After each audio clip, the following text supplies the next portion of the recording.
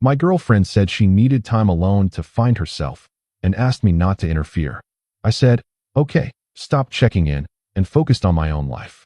She reached out weeks later when silence felt louder than arguments ever had. I need space to figure out who I am without you always being there. Those were the exact words Sophie said to me on a Tuesday night in March, standing in my apartment with her arms crossed and her eyes looking everywhere except at me. Hey viewers, before we move on to the video, please make sure to subscribe to the channel and hit the like button if you want to see more stories like this. I'm 28, been with Sophie for 3 years, living in a decent apartment downtown that we've been planning to move into together next month. The boxes were already half-packed in the corner. Okay, I said. She blinked at me like I'd just spoken a foreign language. Okay, that's it. Just okay. I shrugged, keeping my face neutral even though my chest felt like someone had reached in and squeezed. You said you need space. I'm giving you space. I thought you'd, I don't know, fight for us or something, she said, and there was this edge to her voice that I'd heard 1,000 times before during our arguments. That edge that said she wanted a reaction, wanted drama, wanted me to beg or plead or make some grand gesture. I'd done all of that before. It never changed anything. What do you want me to say, Sophie? You've made up your mind. You need time to find yourself. I get it. You get it.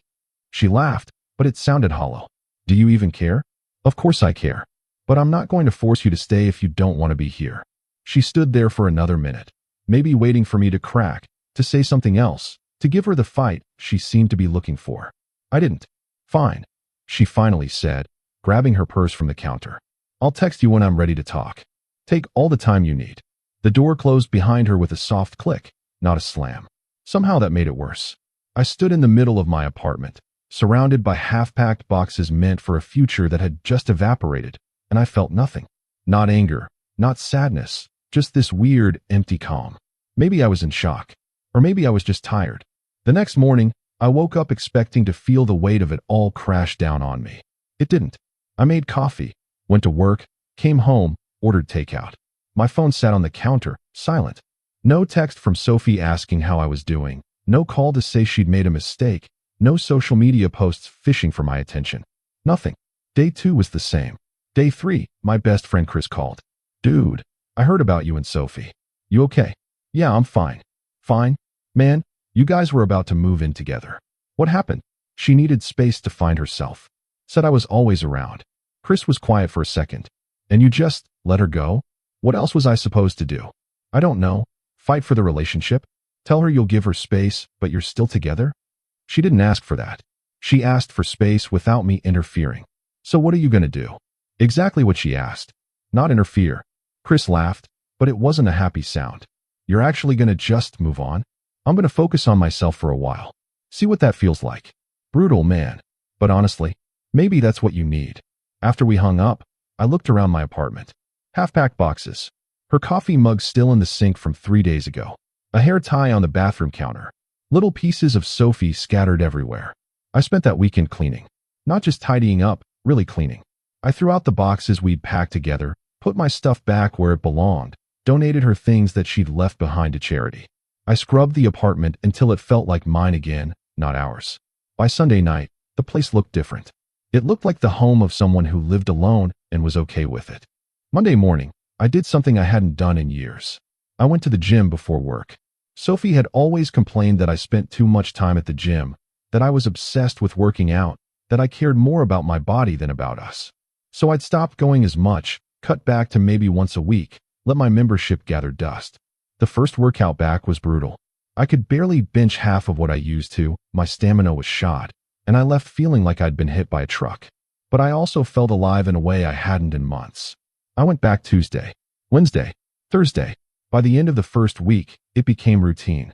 Gym in the morning, work, come home, cook actual meals instead of ordering takeout, read or watch something I wanted to watch, sleep. Simple, quiet, peaceful. My phone stayed silent.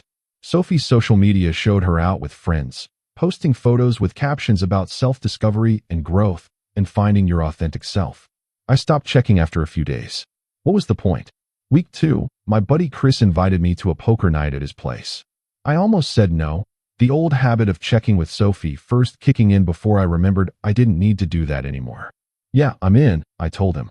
The game was on a Friday night, 6 guys sitting around Chris's dining room table with beer and chips and too much trash talk.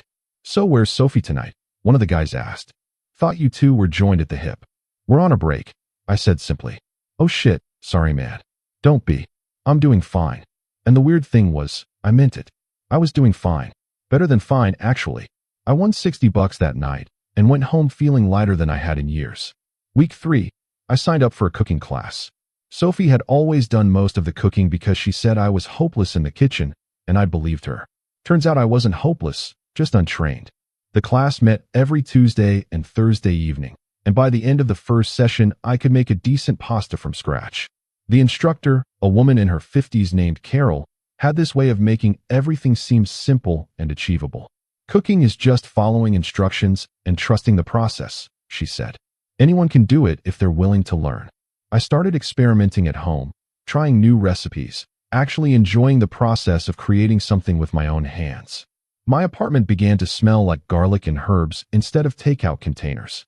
Week 4, Sophie's best friend Hannah called me. "Hey," she said, her voice careful. "How are you doing?" "Good. Really good, actually." "That's great.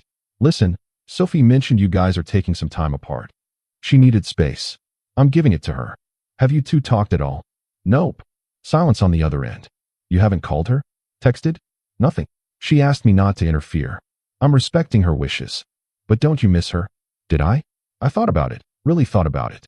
I miss the idea of what we were supposed to be," I said slowly. "But the actual day-to-day reality of us? No, I don't miss the arguments, the walking on eggshells, the constant feeling like I wasn't enough." Hannah sucked in a breath. "Wow. Okay. That's honest." She wanted to find herself without me around. I'm finding myself without her around. It's working out. She keeps asking me if you've said anything about her. "What do you tell her?" "That you seem fine." "That's because I am fine." Another pause. "She thought you'd be a mess without her," Hannah said quietly. "I thought so too. Turns out we were both wrong." After that call, I sat on my couch and really examined what I was feeling.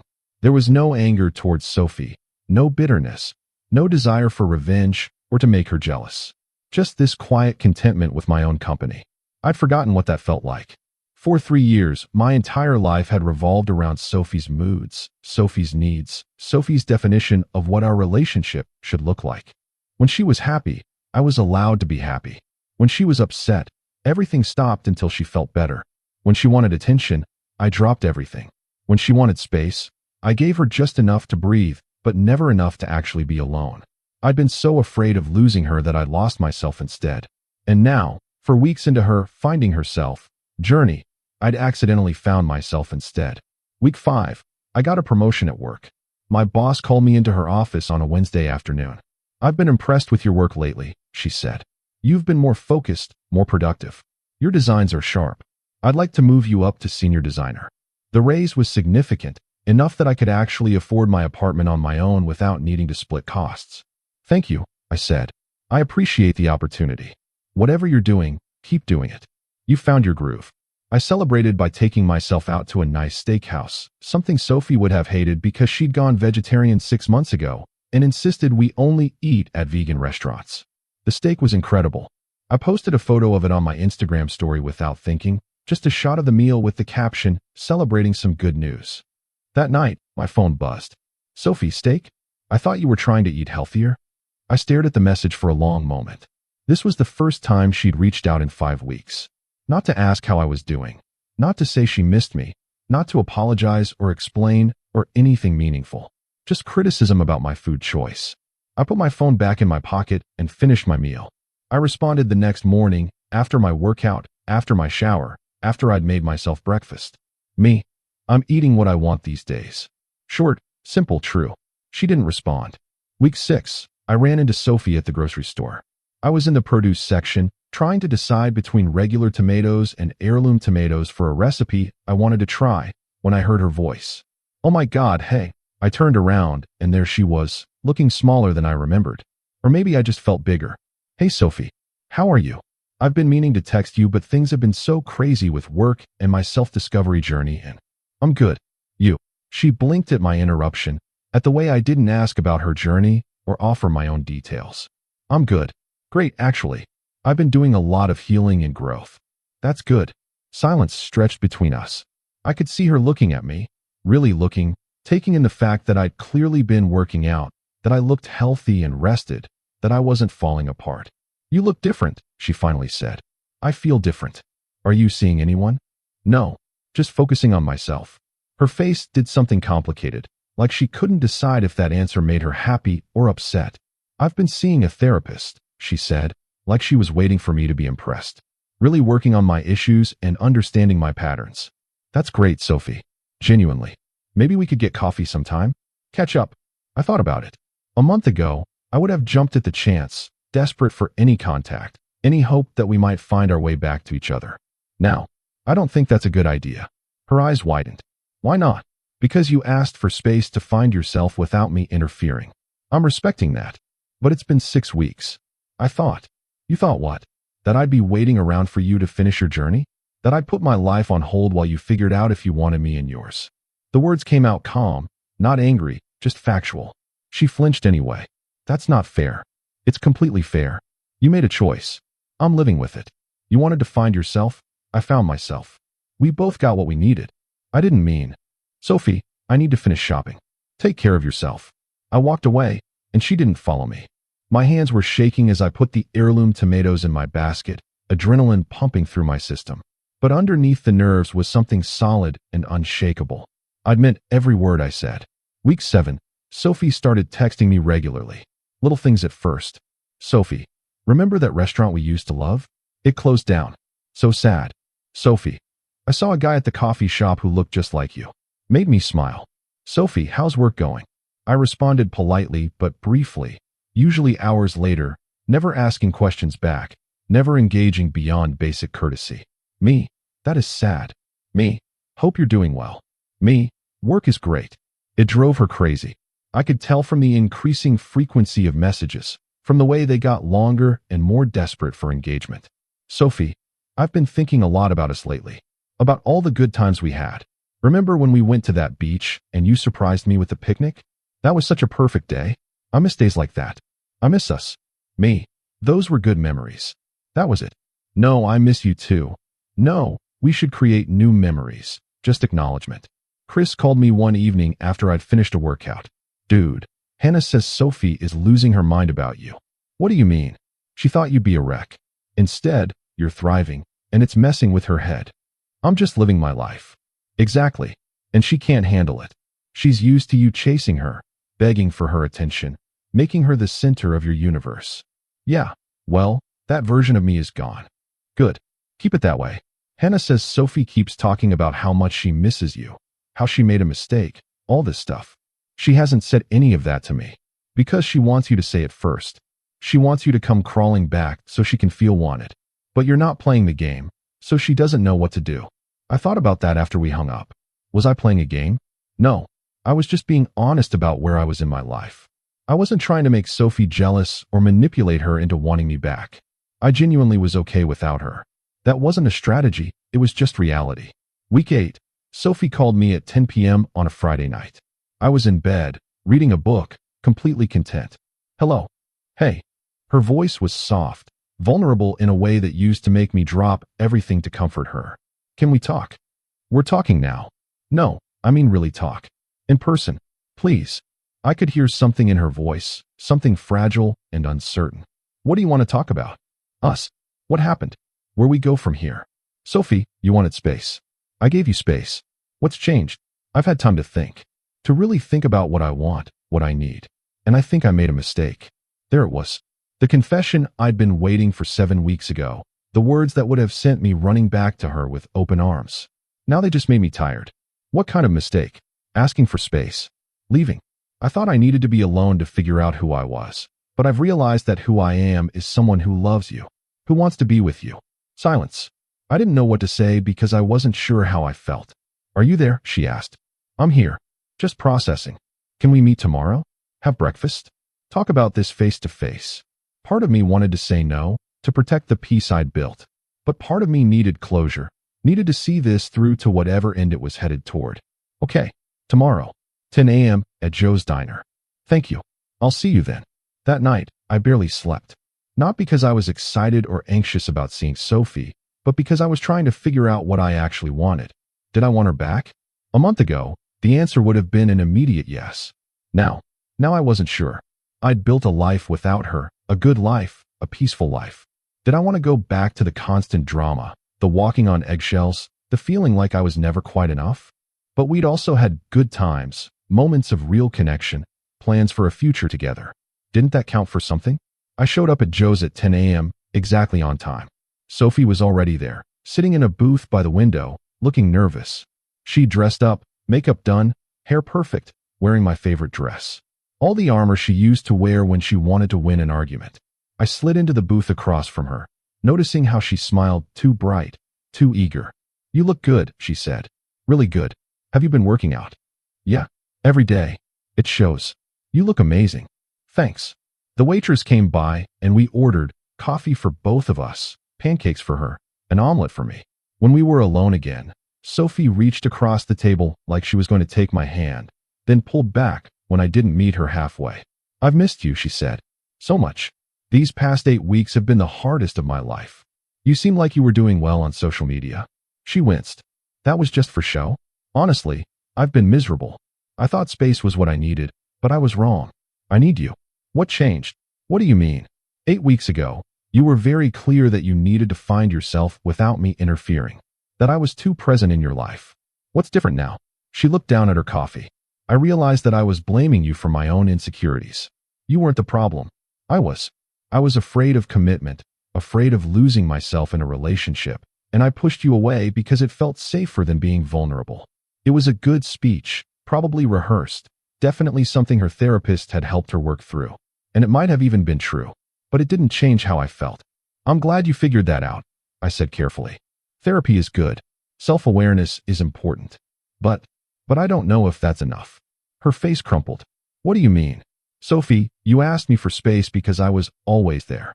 Do you remember how that made me feel? I was wrong to say that. Maybe, but it was how you felt. And the truth is, you were right." She looked confused. "What? I was always there. I made you my entire world. I changed who I was, what I did, how I spent my time, all to make you happy. I stopped going to the gym because you complained. I became vegetarian even though I love meat. I skipped poker nights with my friends because you wanted me home. I made myself smaller and smaller until there was almost nothing left of who I was before we got together. I never asked you to do those things. You didn't have to ask. You just had to be disappointed, or upset, or distant, and I'd scramble to fix it. That's not your fault, that's mine. But it also wasn't healthy. Our food arrived, and we both stared at our plates without eating. So what are you saying?" Sophie asked quietly. "That you don't want to try again?" "I'm saying that the person you fell in love with 3 years ago doesn't exist anymore. And the person you left 8 weeks ago doesn't exist anymore either. I've changed. I've grown. I've remembered who I was before us, and I've built on that to become someone new. I can change too. I am changing. I believe you. But change isn't enough. We need to build something entirely new, and I'm not sure either of us knows how to do that." She was crying now, quiet tears running down her face. "I love you," she said. "I know. I love you too. But love isn't enough if we just keep hurting each other. So that's it. 8 weeks and you're just done." I took a breath, feeling the weight of what I was about to say. "You asked me not to interfere while you found yourself. I respected that. But in the process, I found myself too. And the version of me that exists now, he doesn't want to go back to who we were. What if we could be something different? Something better? Maybe we could be. But I don't want to try." The words hung in the air between us, final and heavy. Sophie stared at me like I'd slapped her. "You don't want to try?" "No. These past 8 weeks have been the most peaceful, most content, most myself I've felt in years. Maybe ever. I wake up every day excited about what I'm going to do, who I'm going to become. I'm not walking on eggshells. I'm not second-guessing every decision. I'm not waiting for the next argument or the next time I'm not enough. I'm just living, and I like it." "You're choosing yourself over us." "Yes, the same way you chose yourself 8 weeks ago. That's not fair. I came back. I realized I made a mistake. And I'm glad you did. I'm glad you have that clarity. But my clarity is that I'm better off alone right now." She pushed her plate away, no longer even pretending to eat. "Is there someone else?" "No, there's just me. Finally. I don't understand how you can just throw away 3 years like they meant nothing. They meant everything. They taught me what I don't want, what I won't accept, what I'm not willing to sacrifice anymore. That's not nothing, Sophie. That's valuable. So you're really walking away. You walked away first. I'm just not running after you. We sat in silence for a long time, both of us trying to process the end of something we'd both invested so much in. Finally, Sophie stood up, grabbing her purse. I hope you find whatever it is you're looking for, she said, her voice cold now, the vulnerability replaced with pride. I already have. I hope you do too. She left without looking back, and I sat there with my omelet getting cold, feeling the finality of it settle over me like a blanket. It should have hurt more than it did. Instead, it just felt right. I paid for both meals, left a generous tip, and walked out into the bright Saturday morning. My phone buzzed as I was unlocking my car. Chris, how'd it go? Me. It's over. For real this time. Chris, you okay? Me. Yeah. Actually, I am. And I was.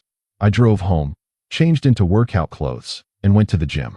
I pushed myself harder than usual, lifting heavier, running faster, pushing through the burn. When I was done, sweat-soaked and exhausted, I felt clean, like I'd sweated out the last traces of who I used to be, who we used to be together. The next few days were quiet. Sophie didn't text, didn't call, didn't reach out. Her social media went silent for a while, then came back with posts about self-love and moving forward and closing chapters. I stopped checking after that. A week after our breakfast, I went on a date. Not because I was ready for a new relationship, but because a woman from my cooking class had asked if I wanted to grab coffee, and I'd said yes. Her name was Melissa. She was funny and smart and didn't expect me to be anyone other than who I was. We talked about cooking and work and books and movies, and when the date ended, I felt good. Not in love, not ready to jump into anything serious, just good. Like I was capable of connecting with someone without losing myself in the process. I'd like to do this again, she said as we stood outside the coffee shop. Me too. We hugged goodbye, and I drove home feeling lighter than air. 2 weeks later, I ran into Hannah at a bookstore. Hey, she said, looking awkward. How are you? Good. Really good. You? I'm okay. Listen, I wanted to apologize. For what? For encouraging Sophie to reach out to you. I thought you guys could work it out, but after talking to her, I realized that would have been bad for both of you. What do you mean? She's been spiraling a bit. Realizing that you're actually happy without her, that you've moved on, it's been hard for her to accept. She's used to being the one who decides when things are over, when to come back, when to leave again. You taking that power away from her kind of broke her brain. I wasn't trying to hurt her. I know. That's what makes it worse for her. You weren't playing games, you were just being honest. She can't argue with that. How is she doing? Really? Hannah sighed. She's getting there. Therapy is helping. But she's had to confront a lot of things about herself, about how she treats people, about her patterns. It's not easy. I hope she figures it out. I think she will. And for what it's worth, I think you made the right choice. You seem happier than I've ever seen you. I am. We chatted for a few more minutes about nothing important, then went our separate ways. A month after that final breakfast with Sophie, I got a text from her. It was late at night, and I almost didn't open it. But curiosity got the better of me. Sophie, I've been thinking about what you said at breakfast. About how we both needed to find ourselves. You were right. I wasn't ready for the relationship I said I wanted. I was scared and I pushed you away, and then I was even more scared when you actually let me go. I wanted you to fight for me because that would have meant I mattered more than your own happiness. But that's not love, that's manipulation. I'm sorry I did that to you. I'm sorry I didn't appreciate what we had until it was gone. I'm working on being better, on understanding my patterns, on learning how to love someone without losing myself or asking them to lose themselves. I don't expect you to respond to this. I just wanted you to know that you were right, and I'm grateful for the time we had together, and I hope you're happy. You deserve to be happy. I read the message 3 times. It was the most mature, self-aware thing Sophie had ever said to me. It was also closure I didn't know I needed. I typed out a response. Me. Thank you for saying that. I'm glad you're working on yourself. I'm glad you're finding clarity. You deserve to be happy too. I hope you find what you're looking for. Short, kind, final. She didn't respond, and I didn't expect her to. That was okay. Some things end not with explosions, but with gentle acknowledgments, with mutual understanding that what was good is now over, and that's okay. 3 months after Sophie asked for space, I was a different person. I'd lost 20 pounds of stress weight and gained 15 pounds of muscle. I could cook 10 different cuisines from memory. I had a new promotion, a new apartment that was entirely mine, new friends from my cooking class and the gym. I'd been on a handful of dates, nothing serious, just exploring what it felt like to meet people without the pressure of forever hanging over every interaction. I was happy, not the frantic, desperate happiness that comes from external validation, but the quiet, steady happiness that comes from genuinely liking who you are and the life you've built. Chris came over one Friday night with beer and pizza. "You know what I've noticed?" he said, halfway through a slice. "What?" "You smile more now. Like, genuinely smile. Before, with Sophie, you'd smile, but it never quite reached your eyes. You were always a little tense, a little worried. Now you're just relaxed." "I feel relaxed. It's wild, man." She asked for space to find herself, and you're the one who ended up finding yourself instead. We both did, just in different directions. You ever think about reaching out to her, seeing how she's doing? Sometimes, but I don't. That chapter is closed. We both need to move forward separately. You think you'll ever get back together? I thought about it, really thought about it. No, we were good for each other at one point, but we grew in different directions. Trying to force it back together now would just damage what good memories we do have. Mature as hell, dude. 3 months of therapy will do that to you. Chris raised his beer. To finding yourself. I clinked my bottle against his. To finding yourself.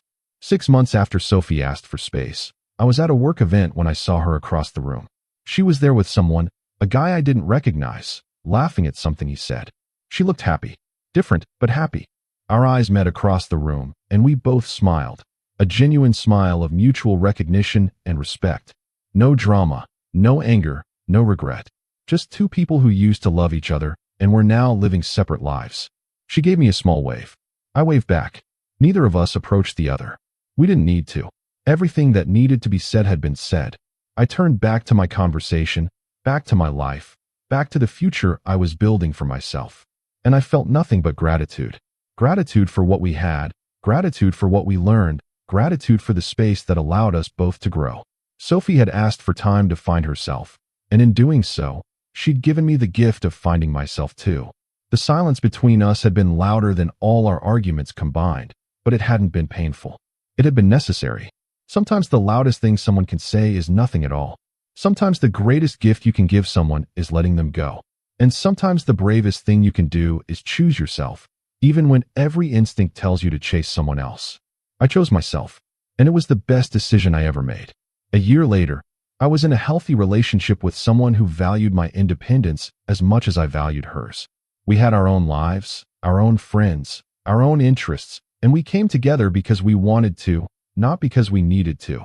It was different from what I had with Sophie. It was better. And every single day, I woke up grateful for that Tuesday night in March when Sophie asked for space. Because in giving her what she asked for, I gave myself something even more valuable. I gave myself back to myself. And that, more than any relationship, more than any grand gesture or dramatic reunion, was what I'd been searching for all along. The version of me that existed now was someone I was proud to be. Someone who knew his worth, who set boundaries, who didn't lose himself in trying to make someone else happy. Someone who understood that love should add to your life, not subtract from who you are. Sophie taught me that lesson, even if she didn't mean to. And for that, I would always be grateful. But I would never go back. Because forward was where all the good stuff was waiting.